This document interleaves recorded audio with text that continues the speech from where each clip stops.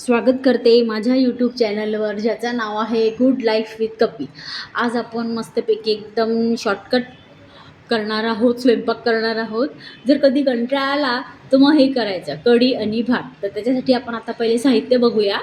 तांदूळ आहे बासमती तुकडा, पाणी घेतलं आहे बासमती तुकडा, दही हे घरचं आहे तुम्ही बघू शकता। आणि दही कढी करताना कधीही दही जरा आंबट घ्यायचं, आंबट दही आहे। जिरं आहे, बेसन आहे, मीठ आहे, हळद आहे, हिंग, कढीपत्ता, कोथिंबीर। आपण मिरची आणि आल्याची पेस्ट करून घेणार आहोत। पहिले आपण भात लावून घेऊया कुकरमध्ये। 2 वाटी तांदूळ इथे, पहिले भात लावून घेऊया। आता आपण भात लावून घेतोय पहिले। हे आपल्याला बारीक करून घ्यायचं आहे। आलं आणि हे लसूण बारीक करायचं आहे। आणि थोडं आपल्याला जिरं घालून याला एकदम मस्त बारीक करून घ्यायचं आहे। मिरच्या टाकायच्या आहेत कढीमध्ये, ह्या बिलकुल तिखट नाही आहेत, तिला टाकायच्या पहिले आहेत ना असे मधातनं असं चिरा मारून घ्यायचा आहे। आणि मग नंतर मग आपल्याला त्यात फोडणी घालायची आहे। आता आपण कढीला फोडणी, आता आपल्याला दही टाकून घ्यायचं आहे आपल्याला याच्यात।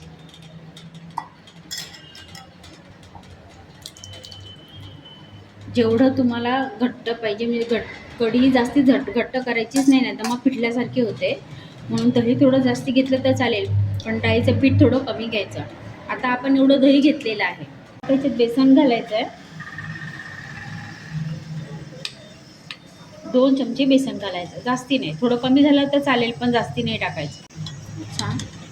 त्यानंतर आपल्याला मीठ घालून घ्यायचं आहे आपल्या याच्यानुसार, कमी जास्त मीठ। त्यानंतर आपल्याला ही आलं लसूणची जी पेस्ट आपण बारीक केलेली आहे ही पूर्ण टाकून द्यायची याच्यामध्ये। ही पेस्ट याच्यात मिक्स करून घ्यायची छान पूर्ण। तेल टाकतोय आता आपण कढीला फोडणी घालणार आहे। तेल टाकलं आहे, तेल, जिरं आणि मोहरी मिक्स करून आपण टाकतोय याच्यामध्ये। मोहरी आणि जिरं झालं की लगेच आपल्याला हा कढीपत्ता टाकायचा। आपल्याला ह्या मिरच्या टाकून घ्यायच्या, आपण याला कट करून ठेवलेला आहे ना। हिंग घालायचा आणि परतवून घ्यायचं।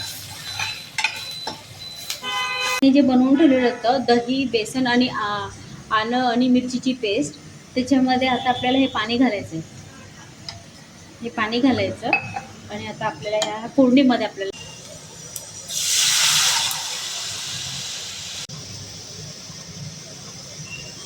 टाकतो याच्यामध्ये, कारण आपल्याला चांगलं याला बारीक गॅसवर होऊ द्यायचं आहे। आणि मीठ आपल्या आवडीनुसार कमी जास्त आपण टाकायचं। आपल्याला थोडीशी याच्यामध्ये साखर घालायची आहे, एकदम थोडी। तुम्हाला जर नको असेल तर नका टाकू, मी घालते थोडी साखर टाकली याच्यामध्ये। आता आपल्याला एकदम बारीक गॅसवर याला छान मस्त होऊ द्यायचं आहे, छान उकळू द्यायचं आहे आपल्याला। बऱ्याच जणांची आहे ना कढी फुटते म्हणजे नाचल्यासारखी होते, म्हणून मग काय करायचं, बारीक गॅसवर तर आपल्याला होऊ द्यायचं आहे आणि याला अधेमध्ये आहे ना असं हलवत राहायचं। म्हणजे काय होतं की कढी आहे ना फुटत नाही। जर तुम्ही अशी ठेवून दिली तिला असं सारखं असं, आपल्याला सारखं नाही करायचं, अधेमध्ये आपल्याला थोडंसं असं हलवत याला हे करायचं आहे, ढवळत राहायचं आहे। आणि जर नाही केलं तर ती काय आहे, फुटून जाते कढी। म्हणून असं अधेमध्ये आपण याला असं हलवत राहायचं, म्हणजे कढीही फुटत नाही। आणि हे बघा, ही अशी एवढी झालेली आहे, आपल्याला अजून होऊ द्यायचं याला, याच्यापेक्षा अजून थोडीशी आपल्याला घट्ट हवी आहे। हे बघा आता ही बरोबर आता आपली ही कढी झालेली आहे। ही आपल्याला एवढीच पाहिजे, जास्ती घट्ट पण नको, जास्ती पातळ पण नको। भात आपला झालेला आहे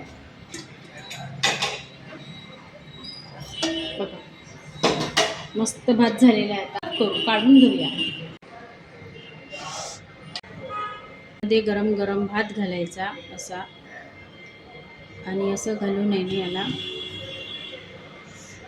जरा जास्ती गरम आहे, 1 मिनिट। असं घातलं ना असं काढून घ्यायचा आणि असं इथे हा ठेवून द्यायचा। कोथिंबीर घालायची कढीमध्ये, मस्तपैकी छान कोथिंबीर घालायची हिरवी हिरवी। ही भात बनवून बघा। संध्याकाळच्या वेळेला कधी भाजीपोळी करायचं कंटाळा आला ना तर कढी भात बनवून खा, बघा कसं छान मस्त मजा येते। पटकन होतो पण आणि खायला पण मस्त। रेसिपी आवडली असल्यास लाईक करा, शेअर करा, कमेंट करा आणि हो सबस्क्राईब करायला अजिबात विसरू नका। बाय। स्टीम निघते का?